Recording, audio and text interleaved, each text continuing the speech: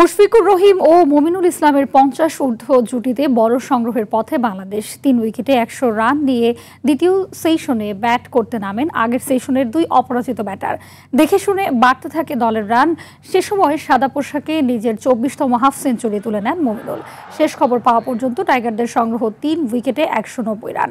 এর আগে মিরপুরের সিরিজের দ্বিতীয় টেস্টের প্রথম সেশনে 95 রান তুলতেই 3 উইকেট হারায় টাইগাররা। সাদমান 35, জয় 34 ও শান্তর ব্যাট থেকে আসে 8 রান। 3টি উইকেটই নেন স্পিনার অ্যান্ডি ম্যাকব্রাইন। দর্শক, মিরপুর থেকে এই মুহূর্তে আমাদের সঙ্গে যুক্ত রয়েছেন সহকর্মী আতিকুল ইসলাম শাকিল। সরাসরি চলে যাচ্ছে তার কাছে। শাকিল, মুশফিকুর রহিমের মাইল ফলকের ম্যাচে মাঠে দর্শক উপস্থিতি কেমন দেখছেন জানাবেন। আর এমন উইকেটে টাইগার ভক্তরা বড় সংগ্রহ প্রত্যাশা করতে পারছে কিনা?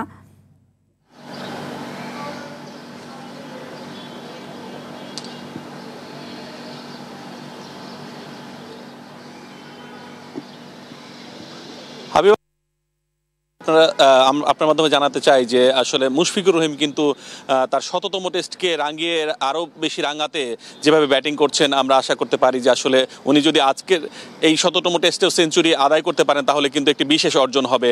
এবং তার সঙ্গী যে মুমিনুল, উনি কিন্তু অলরেডি 50 করেছেন এবং মুশফিকও সে পথেই আছেন এবং 50 পার করে সবারই একটি প্রত্যাশা থাকবে এবং মুশফিকেরও নিশ্চয়ই প্রত্যাশা আছে উনি 100 রানের দিকে ধাবিত হবেন। এবং উইকেট কিন্তু সেভাবেই আসলে আচরণ করছে। মুশফিক যেভাবে খেলছেন খুব সহজভাবেই উনি খেলতে পারছেন এবং উইকেটে যদি ধৈর্য ধরে উনি খেলতে পারেন তাহলে কিন্তু শেষ পর্যন্ত যে কাঙ্ক্ষিত শতক সেটিও কিন্তু পেয়ে যাবেন বলে মনে হচ্ছে। এবং একটি কথা বলতে হয় যে বাংলাদেশ কিন্তু এই টেস্টে মুমিনুল এবং মুশফিকের যে ব্যাটিং, এই ব্যাটিংয়ের কিন্তু আবার শক্ত অবস্থানে চলে এসেছে এবং এই টেস্টেই আসলে সহজ জয়ের লক্ষ্যেই আসলে বাংলাদেশ আগাবে। এই প্রথম ইনিংসেই আসলে বাংলাদেশের লক্ষ্য থাকবে বড় একটি সংগ্রহ করে আয়ারল্যান্ডকে চাপে ফেলা। এবং এই উইকেট যেই ধরনের উইকেট করা হয়েছে এটা কিন্তু তৃতীয় এবং চতুর্থ বা পঞ্চম দিনে গিয়ে কিন্তু খুব ভয়ানক হয়ে উঠবে এবং সে লক্ষ্যেই কিন্তু বাংলাদেশ খেলবে এবং সেভাবেই কিন্তু প্রথম দিনে ব্যাটিং নেওয়ার পরে কিন্তু বাংলাদেশ কিন্তু সেভাবেই খেলছে এবং প্রথম 3 উইকেট পড়ার পরে কিন্তু এবং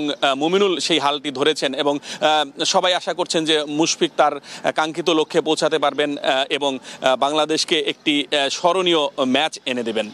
আবিদা। জি, ধন্যবাদ আপনাকে।